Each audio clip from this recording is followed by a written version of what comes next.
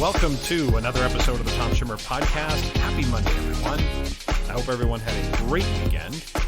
I'm in Idaho as this week begins, working in Nampa today and tomorrow. Nampa is a city about 20 to 30 minutes west of Boise. And of course, as some of you know, I'm a proud graduate of Boise State University. So I was actually here in Boise over the weekend, and I had a chance to see a football game on Friday night, which is fantastic. I have not done that since 1991. So that was great. And then on Saturday morning, I took a couple of hours to walk around the campus. There is just something about a college campus in the fall. You know, the colors, the traditional architecture, blended with the modernization of the school. The campus has changed so much since I went to school here, but the core is still there. It was a beautiful, sunny Saturday morning, so I grabbed a cup of coffee and I walked around the campus, soaking up all of the memories from my days in school. I saw my old dorm, the whole thing. It was really, really great. Such a great trip down memory lane, and yet seeing how expansive the campus is now and how modern it is now is actually quite impressive. And also I want to say Boise is a totally underrated city as far as I'm concerned. I know I'm a little biased, but honestly, whatever you think you know about Boise, think again. The school really is, in many ways, what the city revolves around, so its influence is quite far-reaching. And one more thing, remember, it's Boise, not Boise. I remember being swiftly corrected when I was a freshman in the fall of 1985 about how to pronounce the name, so it's with an S, not a Z or a Z, okay? It's Boise, not Boise. All right, enough about that. Thanks for listening in again this week, and as always, a big welcome to any new listeners joining in for the first time, and a big thank you to those of you who've been loyal listeners for a while now. I appreciate all of you. This is, of course, episode 50, so I will be announcing the 12 for 12 winner in short order. Today, my guest is my friend, my colleague, and my co-author, Garnet Hillman. So, of course, this is going to be an assessment and grading conversation. In Assessment Corner this week, I'm going to focus on engineering classroom conversations to elicit formative assessment evidence. It's honestly one of the most underutilized assessment strategies, so we're going to get into that. So that's today's plan. Let's get to it.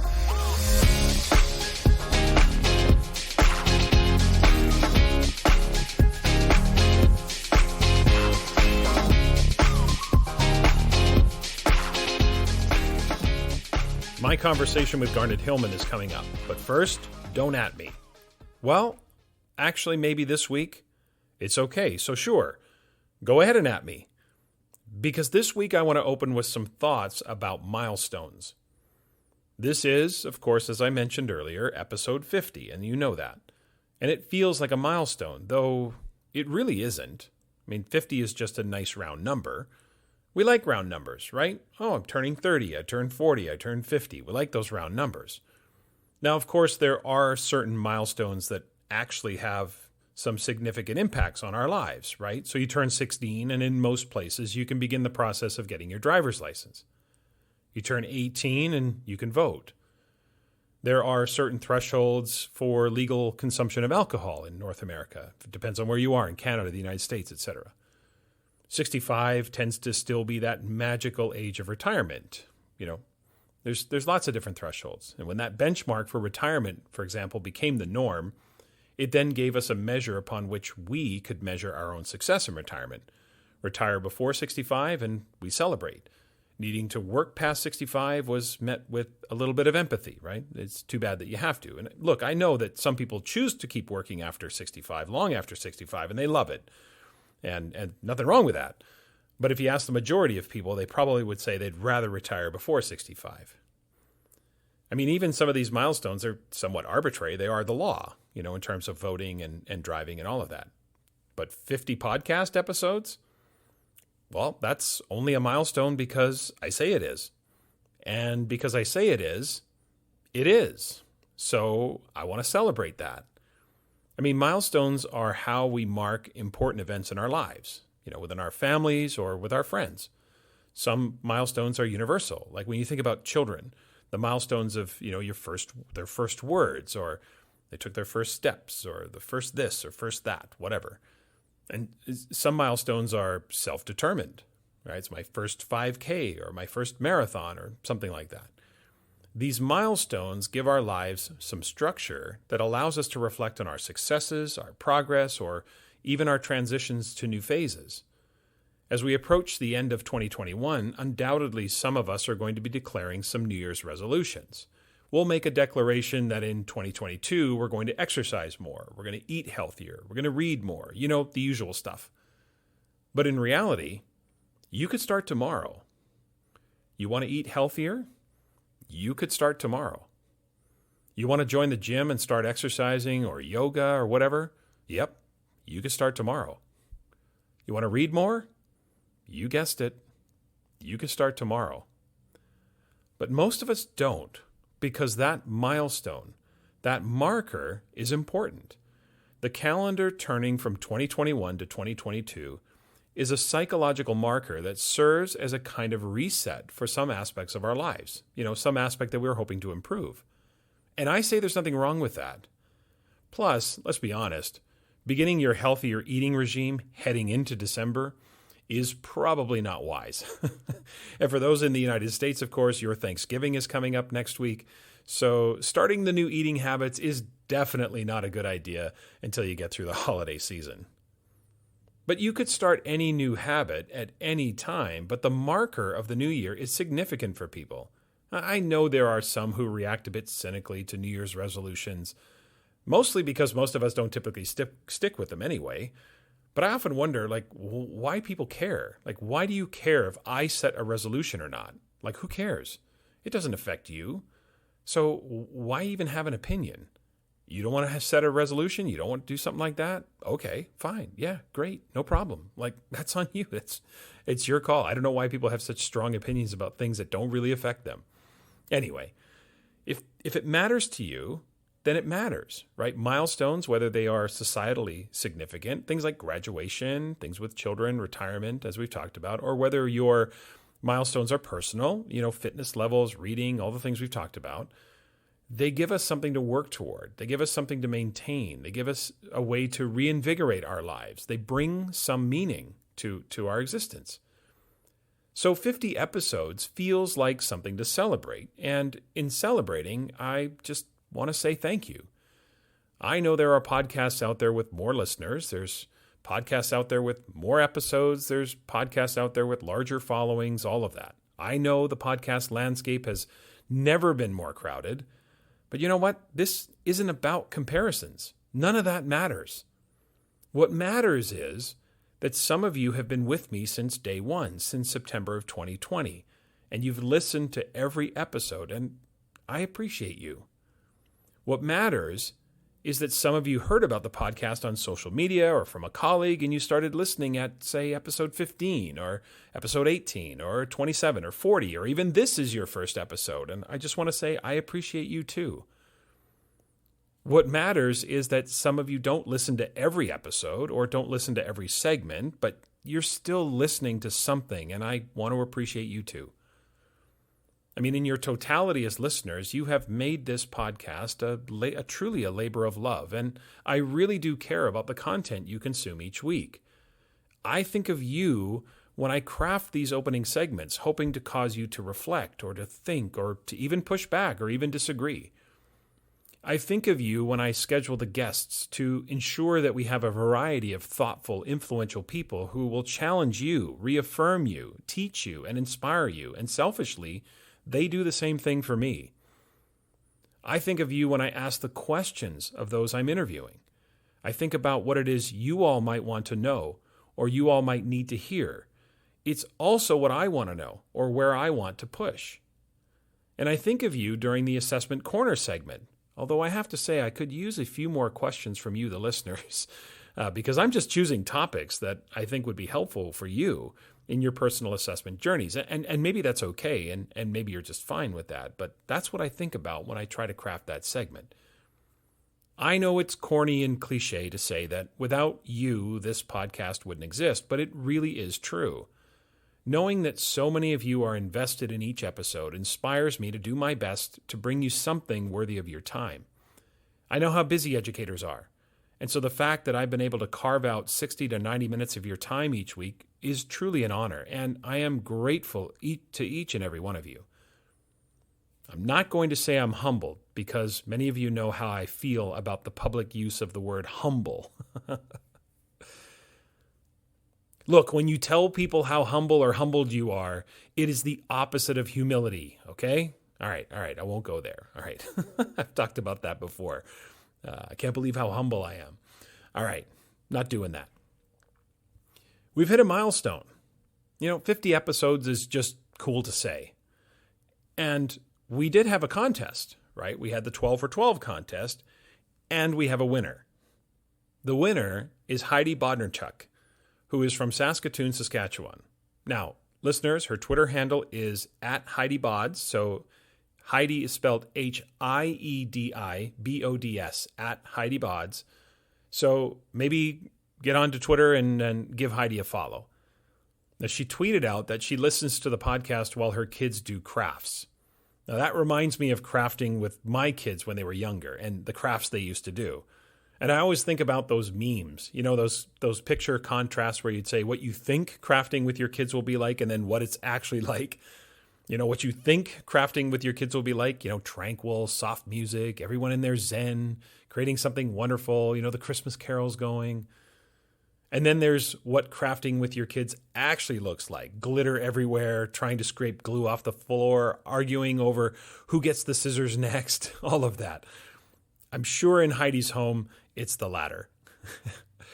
Anyway, she said she listens while crafting with her kids, or her kids are doing crafts. And she had actually 15 people tweet out that they had subscribed to the podcast, which was the most by quite a margin. So Heidi wins the 12 hours of coaching in the 12 for 12. So a big thank you to the rest of you for your efforts. I really do appreciate any effort that you put toward winning the contest, which of course benefited the podcast in terms of expanding the listening audience. So again, I really do want to thank you for that. 50 episodes, right? That does sound kind of cool. I'm proud of that. But more importantly, I'm excited to see where the next 50 episodes go. This podcast is a proud member of the Teach Better Podcast Network. Better today, better tomorrow, and the podcast to get you there. You can find out more at teachbetter.com/podcasts. Now let's get back to the episode. Here today for the interview is Garnet Hillman. Garnet started her career in education as a high school Spanish teacher and also served as an instructional coach. She has been an assessment center associate with Solution Tree since May of 2015 and has co-authored 5 books on grading, assessment, and developing student leaders, including one book that she co-authored with myself and Mandy Stalitz, known as Standards-Based Learning in Action. Garnet is also one of the co-founders of the SBL chat on Twitter. And I remember back in the day when it was SBG chat. And that's actually through that Twitter chat is how I first became connected to Garnet. So Garnet is a friend, a colleague, and most importantly, a powerful voice and advocate within the assessment and grading reform world. So I'm excited to have Garnet here. Garnet, welcome to the podcast. Hi, thanks so much for having me. I'm glad to be here. Yeah, so it's great to have you here, and obviously you and I work very closely together, and I have just a tremendous amount of respect for you and the work that you do. I'm going to pretend like I don't know how you might answer some of these questions, so I'll put my podcast host on because you and I have talked about assessment and grading, countless times, and of course we co-authored the book together. So, but I'm really excited for listeners to hear your responses and your perspective on assessment. So I'm excited to see where this conversation goes. So let's start with you personally and your career.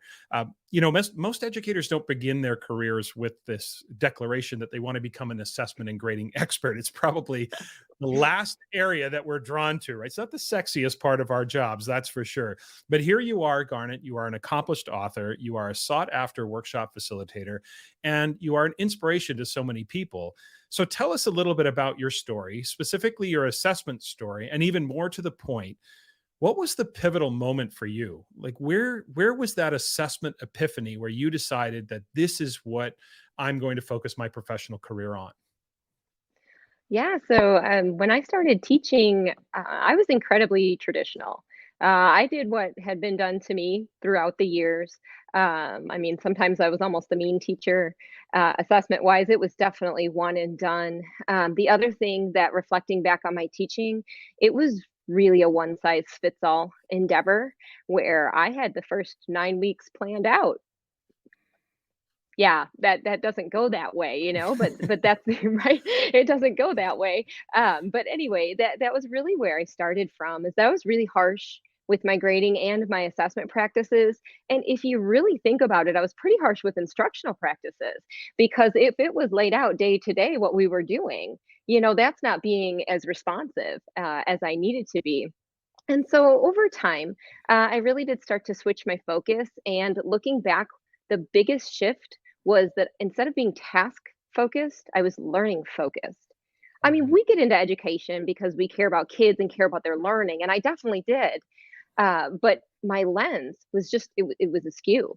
Mhm. So when I really started focusing on learning, I started changing my practices. I went to several trainings on differentiation so that I didn't do so much of this one size fits all teaching with the kids.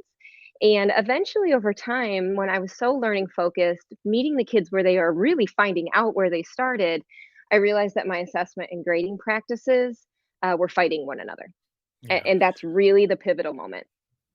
They, There yeah, there's always that tension, right, Mhm. between it's so interesting to me that, you and I share that kind of part of our histories in a way that it's sometimes the harshest graders or the toughest assessment teachers are sometimes the biggest advocates now for more modern grading practices, Mhm. and so we always hit that point where there's a misalignment between our teaching and our grading and the way that Right. that sort of that plays out.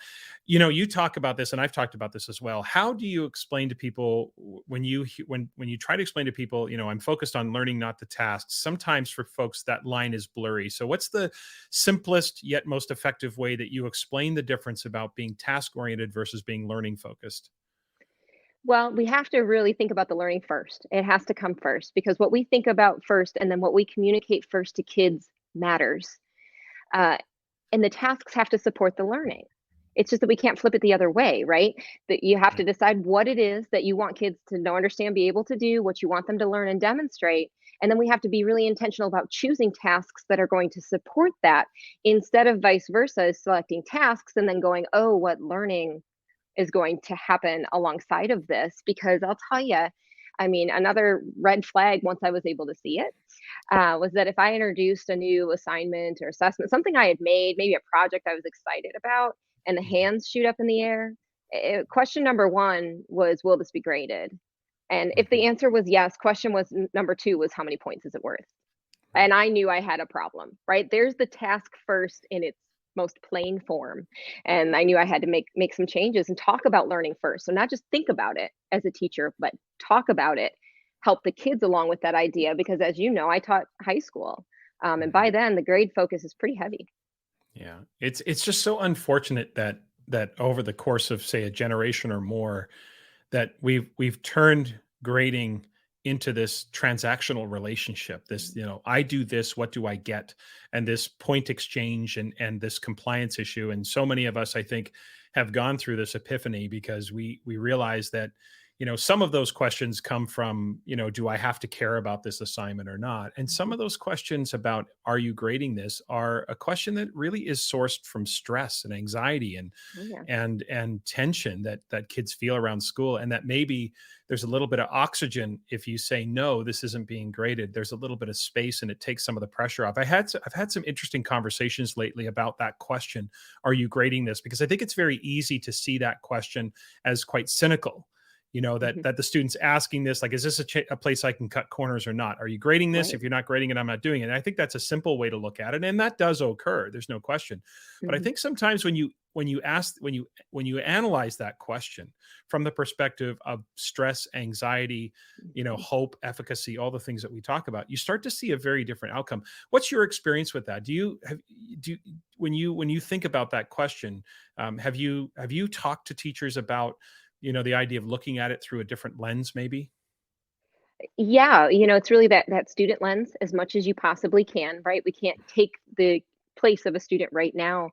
Hmm. But a lot of times, especially at the secondary, it comes down to, we talk about prioritization, because a lot of times that's actually what the question is asking. For Yeah. some kids, it's what you said, am I going to do it or not? But for many students, it's, how am I going to prioritize? My time is limited outside of school in order to get, things taken care of that I need to. We know kids are really busy. And so it's, Hmm. where does that fit on my list? And so when we talk about that, it's really a good conversation to have with teachers. And really, what is your intention? What is your purpose with what it is you're assigning kids? Because, I mean, we know what those schedules look like. Yeah, that is such a good point, because I think one of the things that we could reflect on is the fact that students have that list in their heads, Mhm. or even on paper, that they have to prioritize, may give us a clue that maybe we're overloading them in ways that we aren't aware of, and thinking about that. So let's pivot here a little bit and talk about the current assessment landscape. You and I, of course, are heavily involved in supporting individual teachers and whole faculties in developing their assessment literacy. But I'm Mhm. wondering this, Garnet, from your perspective, what's one aspect of assessment that, again, from your perspective, is not really getting the amount of attention it deserves in today's schools or today's classrooms? Something that you think is underappreciated, or maybe not given enough profile in professional learning situations, but it really deserves that, because and I know, or we all know, that it has a significant impact on student learning. So, what is that one or more aspects of assessment you think are not getting the attention it deserves? Well, a lot of the work that I'm doing now with teachers, one thing I've really noticed is that for me, it's important to spend as much time on the emotional side of assessment as on the clinical side of assessment. Mhm. And I feel like sometimes we get involved in that clinical side really, really heavily. And it's that science of teaching, right? What are the standards? What are the targets? How am I assessing it? How am I grading it or scoring it? What am I doing? Every bit of that is important. We know that. But equally important are the kids, their emotions. What are they bringing to the table?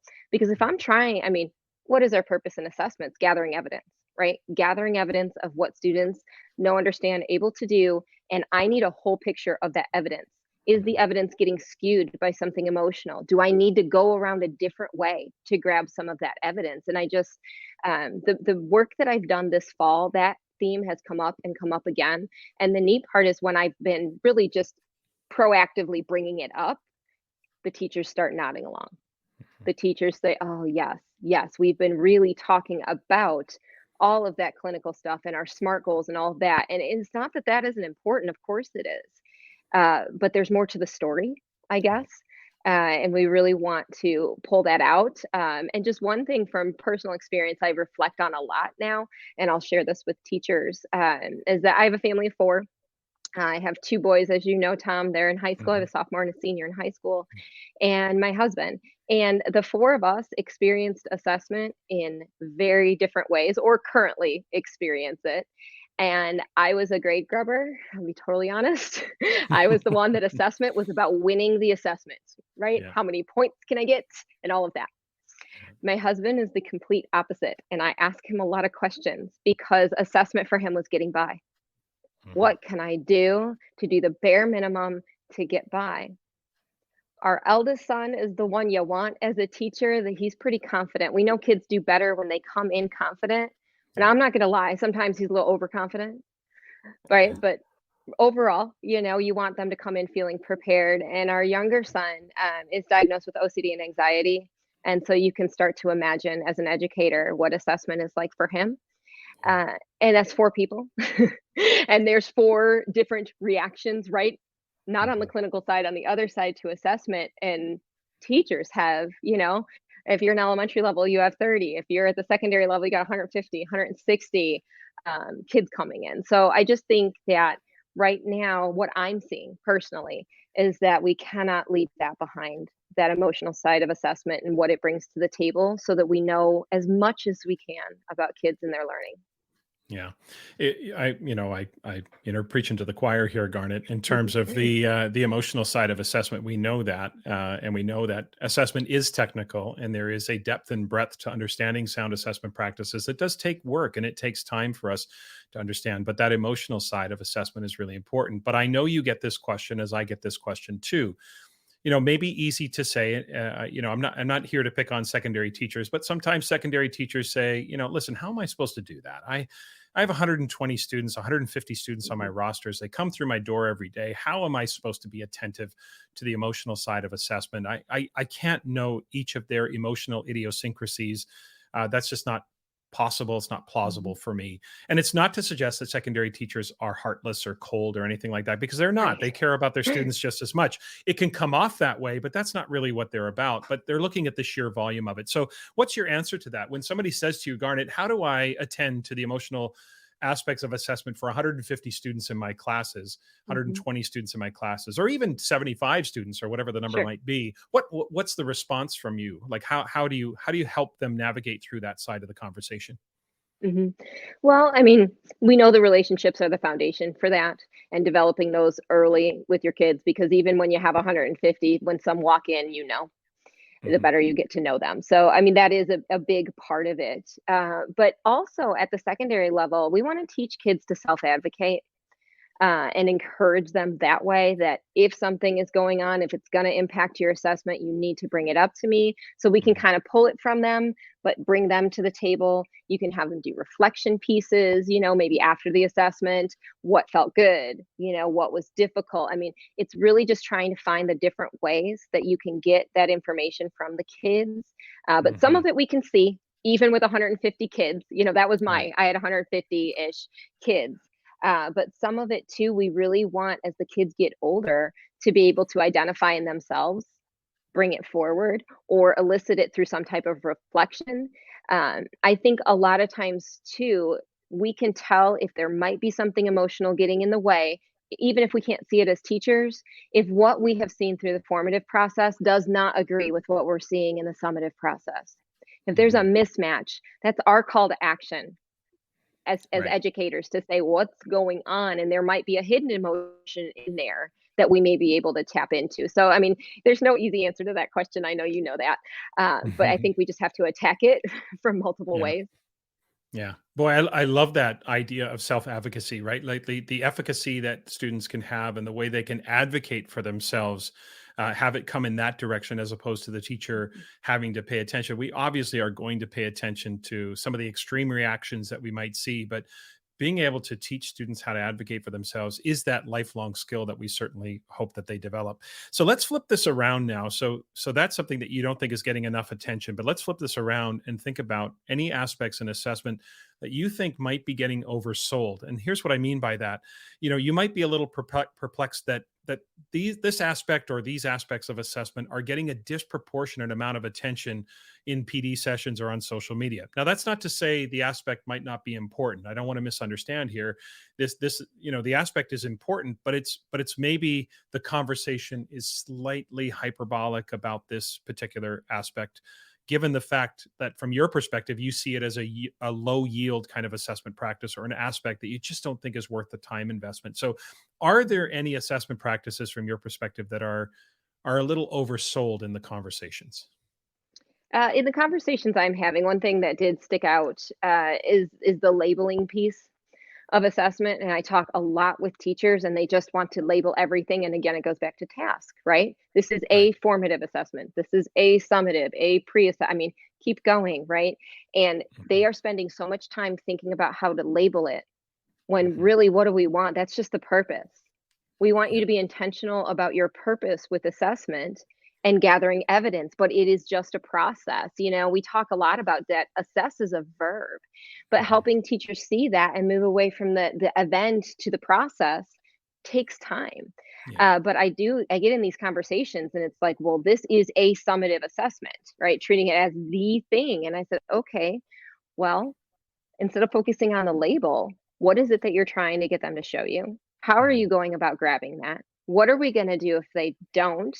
What are we going to, I mean, the label seems to trip people up, and then it goes into the grade book too.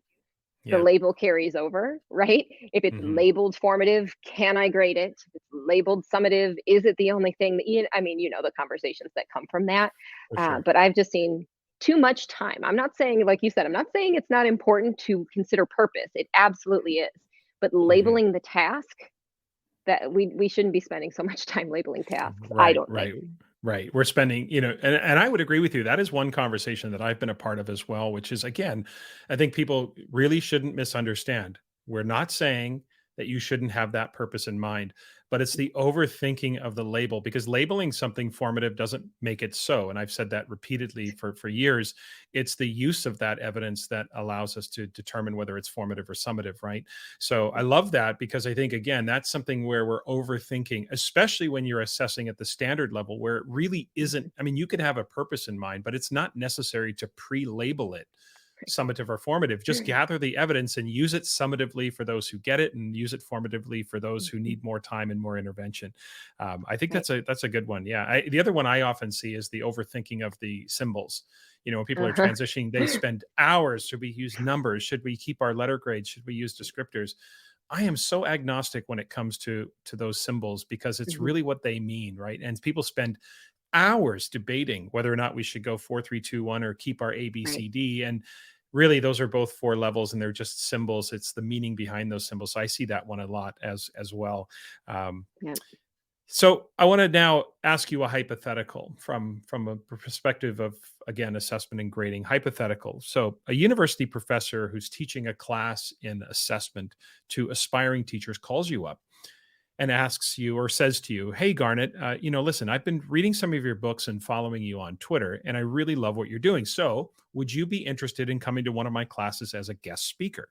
You'll have about an hour with these aspiring teachers, these university students." Okay. So you agree to go to the university and be a guest lecturer. You've got 1 hour to be in front of, a room full of aspiring teachers. So if you had an hour with them to talk about assessment, what would you say? What would you talk about? What would you prioritize? How would you help that group of aspiring teachers understand the core important ideas of assessment? First of all, that would be really exciting. It would be, Working with yeah, no. pre-service teachers, absolutely, because I do think back to my undergrad and some things that were not addressed. Mhm. I did not have an assessment course, not even close. So No. anyway, that would be really exciting. And if I did have the time to spend with them, I really do think that it would be important to talk that backward design with regard to assessment, that you have got to know your standards. You've got Mhm. to be able to break those down in order to assess well. If we don't do that, our assessment is all over the place. What are we assessing? Well, we're assessing what we taught. Well, did I teach the same thing if I have a teaching partner? And it goes down that path. And Mhm. I would just spend some time really talking about, you're going to need to be very intentional crafting your assessment tools. And here's the way to do it is know exactly what you want to assess at the outset, know what it means, know what it demands of the kids. So you can plan your assessment, both summative and formative purposes, Mhm. to Right. really align with that and pull Right. that together. But it really would be, that's where I would start, would be backward Okay. design. And then one other thing, this is something that you and I have talked about, and I use your phrase and I credit it to you, is we really have to talk about assessment length. And so what the one thing I use is that, the summative doesn't have to be an epic event. Yep. Right? Yeah. But it Right. doesn't. It doesn't. And that's talking about that the length of an assessment is determined by how much evidence you need to make Mhm. the judgment about what is it formative and what I'm doing next teaching wise? Is it summative? And I'm making that, judgment of proficiency level or what have you, is that, there's never enough time, right? There's Right. never enough time. So let's make sure we're being very efficient, effective on the side of standards, targets, pre-planning your assessment, but then efficient on the other end of it. Right. But that's where I think I would start with teachers. Okay. But of course, we can go on and on. You never know where they go. Okay, so you're 50 minutes into that conversation, right? You've gone Okay. 50 minutes. You've talked to them about standards, Hmm. designing your assessments, making sure we're effective and efficient. One of the pre-service teachers in that classroom raises their hand. You've got 10 minutes left and says, "Mrs. Hillman, what about grading? What am I supposed to do about grading and producing a report card?" Now you have 10 minutes to coach them up on grading. Now, I know it takes more than 10 minutes. We know that. But if Yeah. you had 10 minutes, this is almost like the elevator answer. What Right. are some of the key things that you're going to tell? Remember, they have no experience. They're Hmm. pre-service teachers. Their only experiences as students, and they probably were, many of them, a bunch of grade grubbers. Who knows? Me. But let's what do you say in that 10 minutes about grading? Hmm. What are the key Well, ideas? yeah, I mean, grading has got to be about reporting student learning. And if we go back to that central idea, what is your purpose for grading? If we can establish that, then all of your practices can be run through that. If my purpose is to communicate where students are in relation to those standards at that given moment in time, right? You're handed a marking period, then I have got to make sure I fulfill that mission. Right. And I am reporting. And like you said, the symbols, I'm neither here nor there with those as well. But I want my grades to mean something. Mhm. And in order for them to mean something, they have to fulfill the purpose. So I would encourage the teachers to really think about what their purpose is when they grade so that they can make their practices align. Because again, I mean, it's so busy. If Mhm. we don't have that ingrained, we're just grading because we have got to get it done and put things in the Right. book and keep Mhm. going. Mhm. Yeah, I love that. I love the focus on, it always starts, that's always the question, right? The standards, because once you decide that grades will be a reflection of learning, reflection of Mhm, the standards, then all else that does not contribute to that is handled elsewhere. And we really do bring meaning. And the idea of making sure that our grades mean something, I think is a mhm, really important idea for sure that you and I have talked about many, many times before. mhm, So let's stick with grading now. And before we finish up our conversation, I want to talk about grading. And of course, you and I co authored a book together with Mandy and are very much aligned in our thinking about grading or standards based grading or sound grading or whatever you want to call it. mhm, But there are still, in somewhat surprising that in now 20 or 30 years of teaching to standards, people still resist the idea of standards based grading based on mhm, standards. There are still enough holdouts and people resistant to that. And I think enough to notice to make the transition to sound grading practices challenging in many contexts. So, mhm. when you work with individuals or you work with teams and they're trying to make the shift to sound grading practices, what advice do you give them for how to approach the resistors? So, you've got people in the school, it's a large enough group, may not be the majority, but it's a large enough group to notice. What's the best way to approach those who are reluctant to change or even reluctant to have the conversation with their colleagues? Mhm. Well, I think it's really important to ask questions. Just like with students, we have to figure out where these teachers are and where they're coming from. Grading can be very personal. We have a Mhm. lot of things that are provided to us, right? Here are your standards. Here are your standardized tests, and so on and so on. That the grading is something that's mine, and I own it. Mhm. And if we don't grab their perspective, we can't help them move forward. And so that would be my first piece of advice is we just need to sit down. We have to have candid conversations about, where are you with grading? And go back to purpose, right? What is your Mhm. purpose for grading? Before we can move on. I mean, I was an instructional coach and I had to have numerous conversations where really all I did was ask questions because we weren't going to be able to move and do anything until I honored where they were.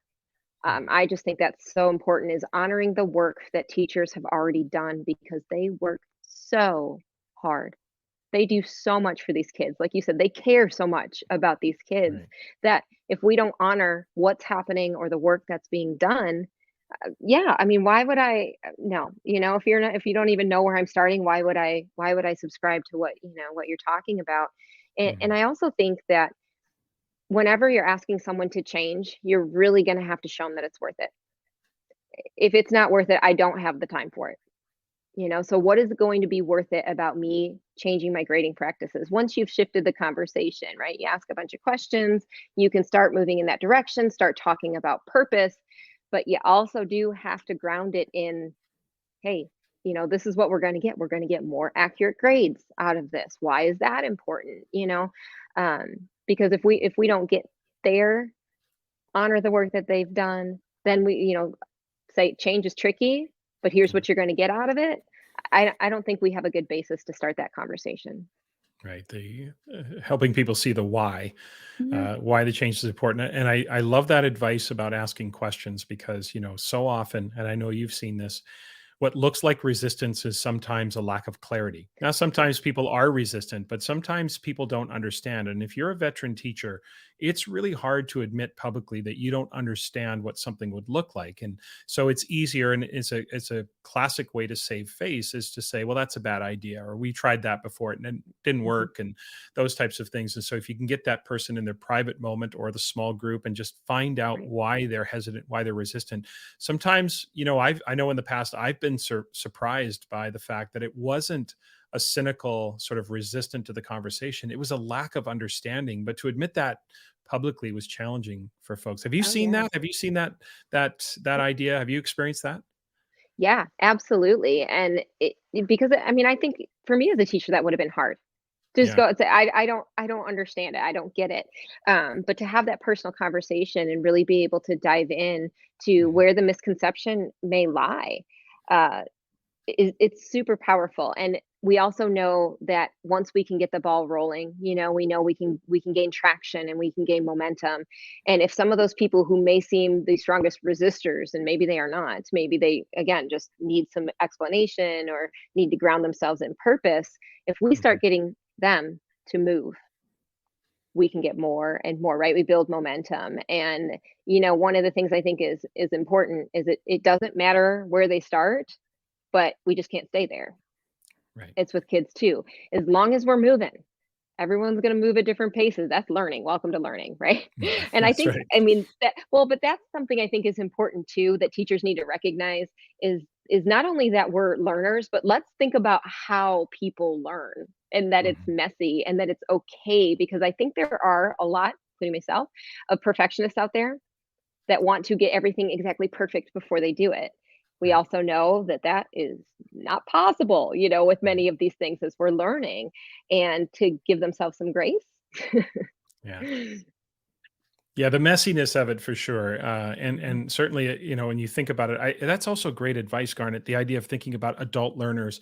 Adult learners love a level of autonomy. So, can we find mhm, multiple points of entry into how this work can unfold, and can we show them the connection between the different ideas and how this enhances the efficiency and effectiveness of their work, the right. clarity that they gain. I think that too often when we get excited as individuals about making changes, we want everybody to catch up to our level of Mhm. enthusiasm instead of taking our time and getting it right and laying the foundation for long-term success. I think that's really great advice.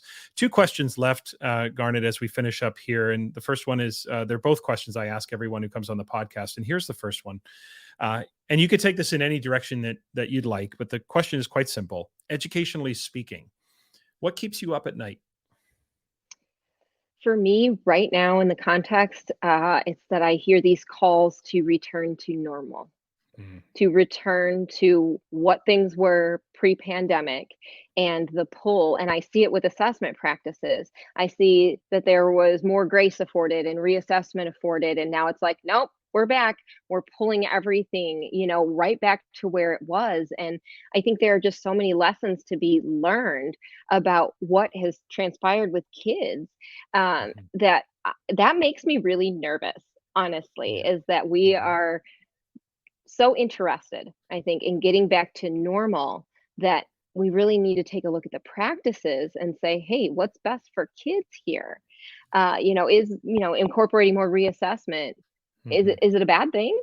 It worked then, and maybe there are feasibility things with that, but I really do. I have seen posts on social media about it, that we have got to return to this idea of normal, and I don't think we ever get back there. I think now is the new normal, but who knows what Right. it's going to be tomorrow, right? Right. Yeah. You never know. Yeah. I wonder if we can, as you were talking there, I kind of in my head was thinking about the separation too. We want to return to a sense of normalcy, and yet maybe we need to redefine what we mean by normal. Mhm. Uh, and Yep. and and we want that feeling of regularity and normalcy that we Yeah. had pre-pandemic, but maybe we have to look and examine. Would you subscribe to that? Would that be something that you Yeah. would think about? Yeah. Yeah. Yeah, Redefining that. absolutely. And Hmm. redefine it. What is it? And I think what you just said that was really important is that part of the reason that we want that is because we want the structure. Many Right. times things got very unstructured in the pandemic because we're going virtual. We're back in school, we're this and that, and the structure was missing. So I do think that that's a big pull. It's Mhm. just not that we can't create new structure. Right. It's finding the balance because I think Hmm. obviously, there was such an acute, intense reaction to the pandemic, 20 Right. months ago or so in March of 2020. And now it's almost like we want an overcorrection to go back to Hmm. February or January of 2020 instead of trying to find the balance between those two. Yep. Yeah, I think that's a really, really good point. Okay, last question as we finish up. And this question, again, I've asked everyone who's ever been on the podcast. It's a question about success. And the question is quite simple. If a random person stopped you on the street and asked you, What's your definition of success? How would you answer them? I think success to me is ensuring that I'm focused on the process and not so much on the results. If I get hyper focused on where I want something to be, no matter whether it's professionally or personally, and lose sight of what's happening day to day, minute to minute, I don't get the results that I'm looking for many times. I really need to focus on the day to day or the minute to minute, professionally focus on that process when I'm working with teachers on assessment.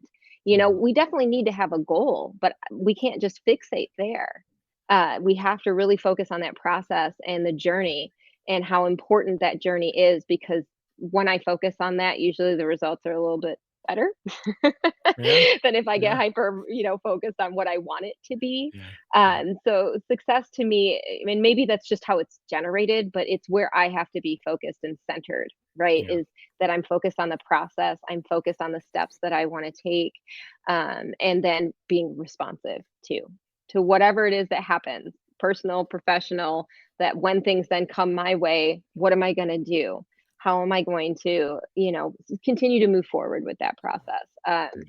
And and so then I really feel like I can get to some of those results that I want. But Mhm, I just know personally, if I get hyper focused on the end, mhm. then it just doesn't get there the way I want it to. I love that because, we think about so many things in life, the outcomes aren't guaranteed. Mhm. And, we don't always have control over the outcomes, but we Right. definitely have control over the process. We have control Mhm. over what we invest in those experiences. And sometimes when things don't work out, that is a disappointment. And yet we have been successful because we invested in that journey or in that Right. experience. I really, really love Yep. that. Listeners, you definitely should connect with Garnet on Twitter. Her Twitter handle is at Garnet_Hillman. And of course, I'll have a link to that in the show notes. And also connect with Garnet through the SBL chat. So that's hashtag SBL chat on Twitter as well. And if you haven't had a chance to be on that chat, would encourage you to do so. That chat has a really long legacy now. As I said earlier, I've been a part of that chat years ago when it was Mhm. under a different name, SBG, standards based grading chat, and then it transitioned to standards based learning. So great way to connect with Garnet as well. So really would encourage you listeners to follow Garnet. It's great content, and certainly as you've heard today, wonderful insights in terms of how you can grow your own assessment literacy and help your school or your faculty move in that direction. So Garnet, thanks so much for doing this today. I really appreciate it. Oh, thanks for having me. This is great. In Assessment Corner this week, I'm going to focus on the power of conversations as formative assessment evidence. Now, over the past few weeks in my work with schools and individual teachers, I find myself again and again coming back to engineering conversations among students as an efficient and effective formative assessment strategy.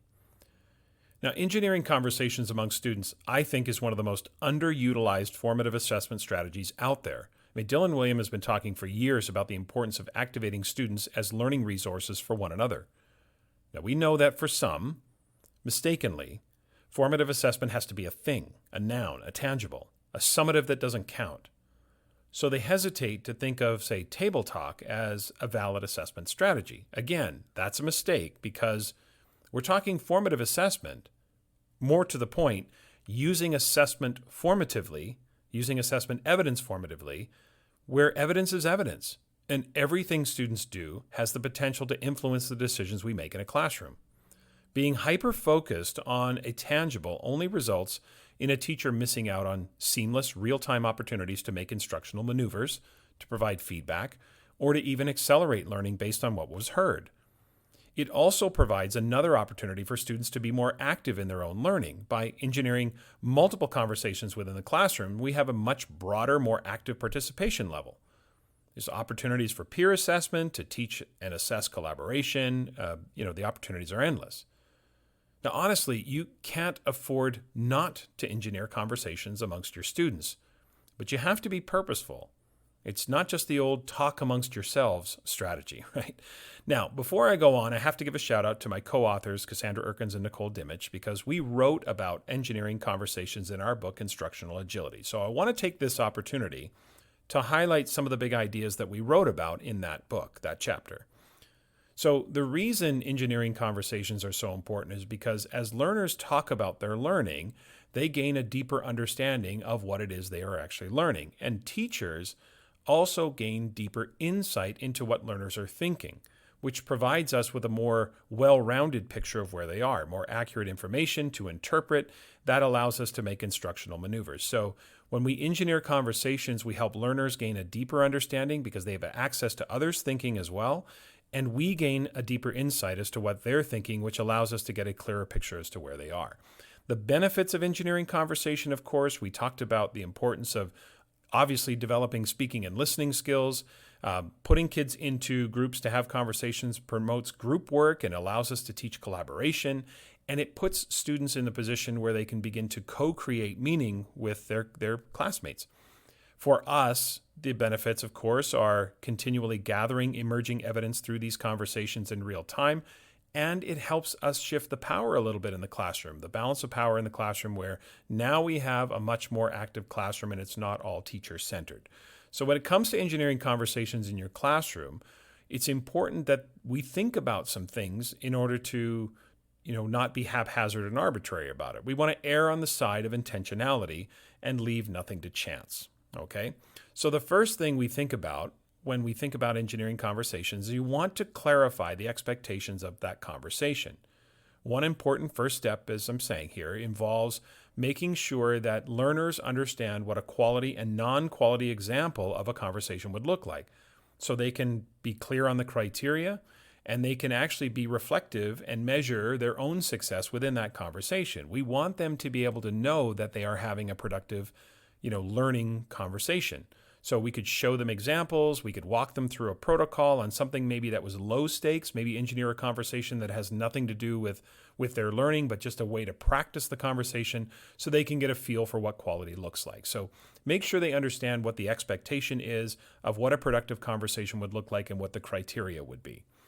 The second thing we want to think about is varying the discussion formats, the rules, the roles, the responsibilities, right? Because almost every speaking and listening standard, whether you look at Common Core, whether you look at state standards, whether you look at provincial outcomes, core competencies, whatever the sort of designated learning is, they all seem to typically require learners to engage in a variety of discussion formats, a variety of group sizes, partners, different protocols, etc., right? Alternative perspectives, just there's a whole host of sort of expectations around the things that learners will experience, and varying topics as well. And of course, the topics need to be age appropriate, but we're making sure that these are meaningful topics that they can talk about. So it's important that students take on various roles because that gives them an understanding of being part of a group, part of a team, but it also gives them a little bit of empathy for others who are taking on certain roles themselves. It kind of creates that team. And if I'm not the leader of the conversation this time, if I'm not the facilitator, so to speak,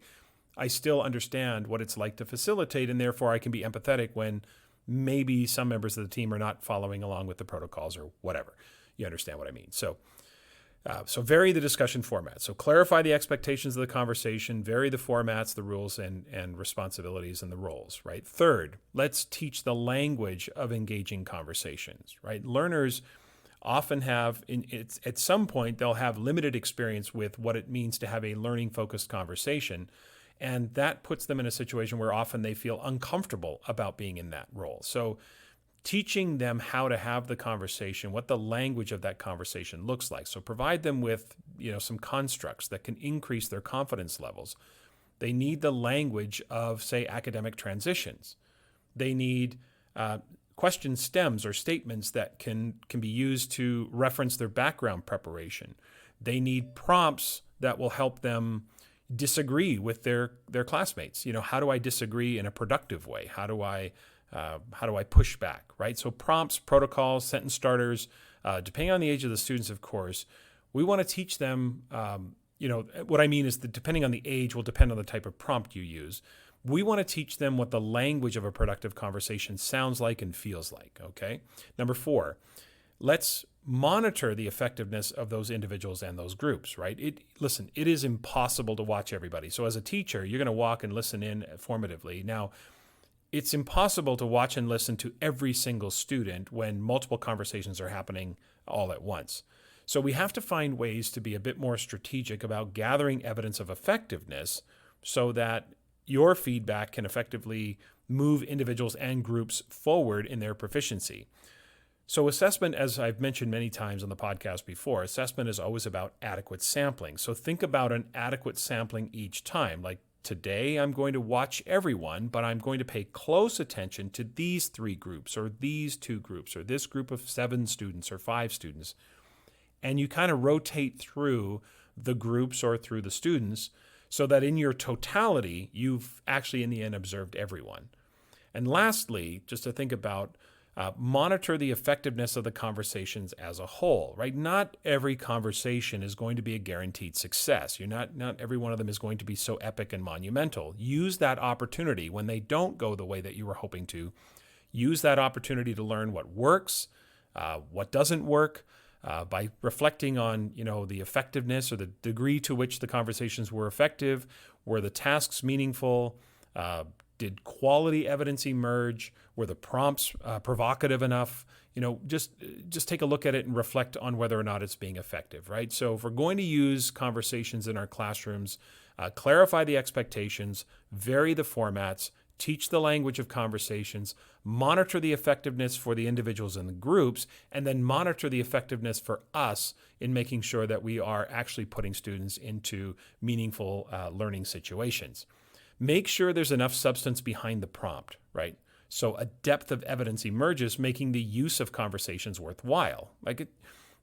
Discussing, unless we're talking about very young learners, having discussion around DOK1 types of outcomes and learning goals, et cetera, it seems a bit inefficient most of the time. So when you're thinking about DOK2, you're thinking about, asking the students to talk about how one thing affects another or the application of something they've learned.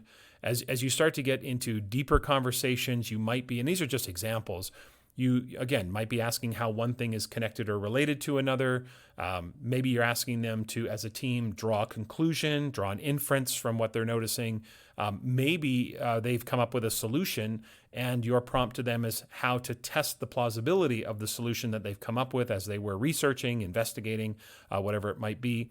Asking the group to predict the outcome. If we changed a parameter, if we changed a variable, what do you think would happen? And talk about that, about the variability. And that way you're listening in on that and you're hearing the depth of understanding as they're having that conversation. Ask them to make an interpretation of a text or support the rationale, support it through a rationale, support the rationale for something. Formulating a theory, maybe a theory, for example, why are some people more susceptible to misinformation than others? Things like that. Now, if we're getting into DOK4, we may be talking about, long-term, of course. We're asking students to, the group to develop a thesis or draw conclusions from multiple sources, or maybe actually designing and conducting an experiment and talking about the parameters of that experiment and how they're going to gather information and think about all the different explanations and the results that could come out of that. We want them to articulate that so we can hear it. How they can apply information from one text maybe to another text to develop an argument for the purpose of a debate. All those could be things that you could have. Those are just examples of things that you could have the students talk about.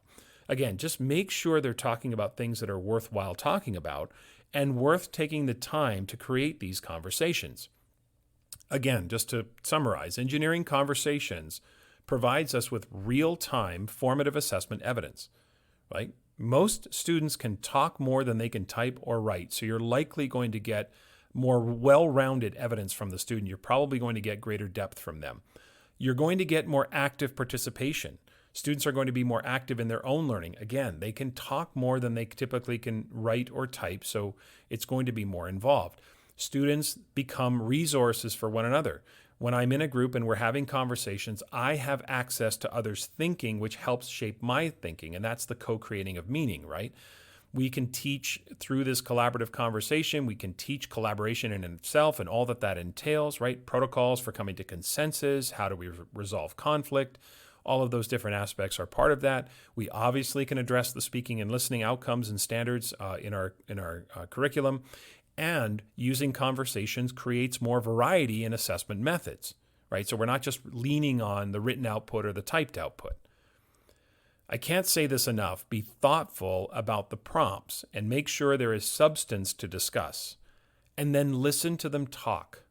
And you'll gain so much insight into their thinking, their understanding, and their misunderstandings. All of that insight can't help but make you more effective and efficient in your instructional decision making.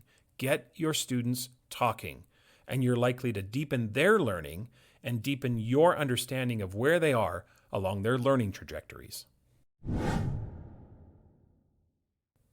Okay, that's it for this week. Remember to follow the podcast on Twitter, on Instagram, on Facebook, and YouTube. Also, please email the podcast, tomshimmerpod@gmail.com, if you've got questions for me or you've got suggestions for the podcast. Next week, my guest will be Brian Butler. Brian and I are going to talk about gifted education, but probably not in the way that you're thinking, so stay tuned for that. Please subscribe, rate, and review the podcast, especially on Apple Podcast. If you're so inclined, would love a 5-star rating on there. It just goes a long way to spreading the word about the podcast. And as I say, contest or not, and congratulations to Heidi, and certainly thank you to all of you who've participated. But contest or not, please keep spreading the word about the podcast to your friends, your colleagues on social media. I really do appreciate that. Have a great week, everyone.